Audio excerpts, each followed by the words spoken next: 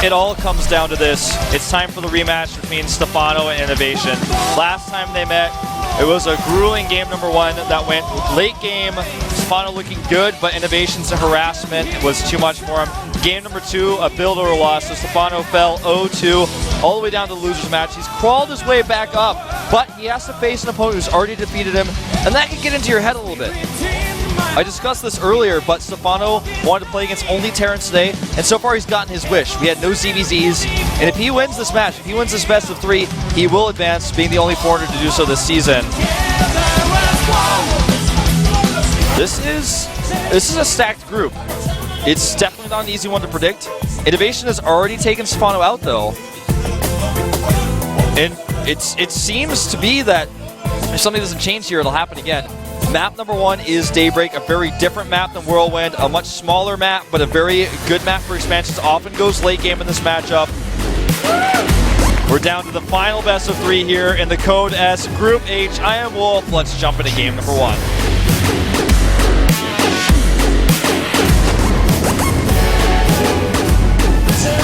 To the top right, formerly known as Bogus, now known as STX Innovation. Seems to play like a robot almost even at times.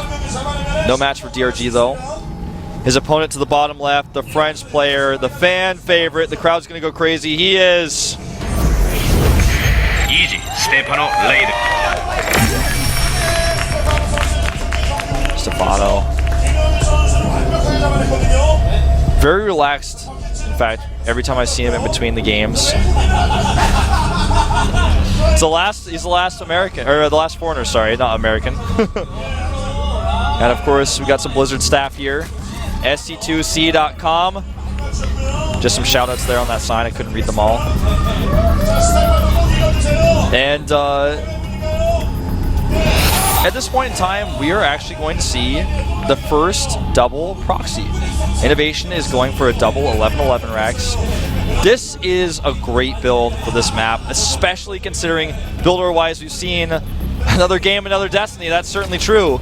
We have seen nothing but expansions out of Innovation in all of the games he's played so far. So for him to throw a curveball like this might really mess with Stephano's head. He's not drone scouting. He's just going for the Overlord Scout. So with no drone scout and with these very forward barracks, this could be a problem for Stephano. He starts another drone.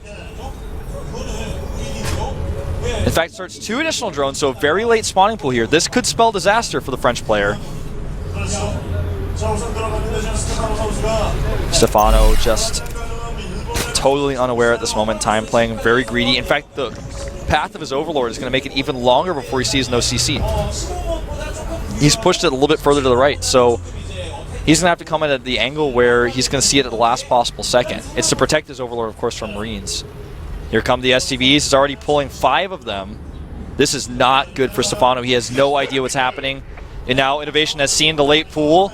He knows exactly what's going on here, and Stephano still doesn't know. And even when he sees the command center isn't there, he's not even necessarily going to know. It could be a command center on the high ground being made into an orbital right now with the CC first.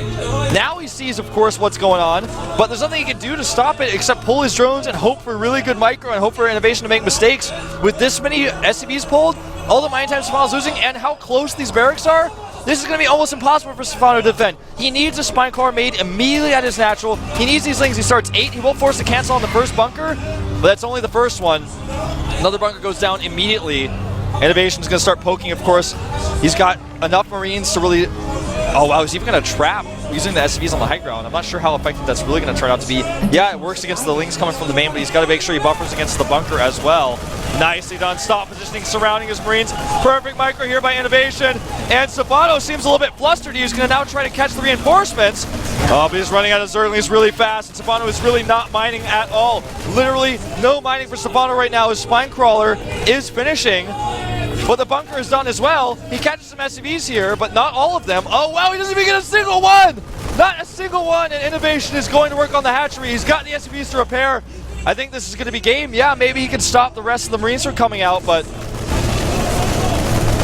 this game is essentially over if Stephano can't somehow pull off a miracle here. He's not mining. All of his drones are hanging out in the middle of the map. doesn't even have enough minerals to make a set of Zerglings or another drone. He has to go back to mine with these drones.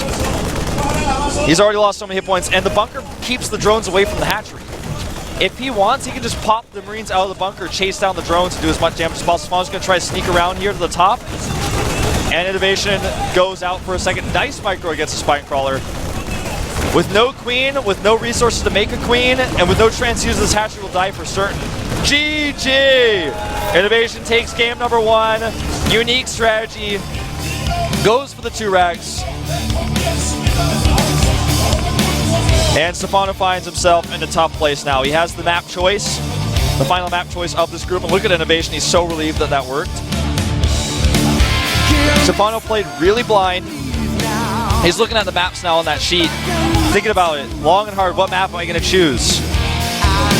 And this is the type of player that Stephano is. Yeah, there's a lot of preparation that goes into a tournament like this. There's a lot of preparation that goes into studying for something like this. But if you're actually sitting there and you're not 100% familiar with playing with this type of player, and it's your style to really feel what map you're going to choose at that moment, that's pretty cool. You know, hardly any player sits in the booth, looks at a sheet of paper with the maps on, and goes, yeah, I think I'm going to pick this one.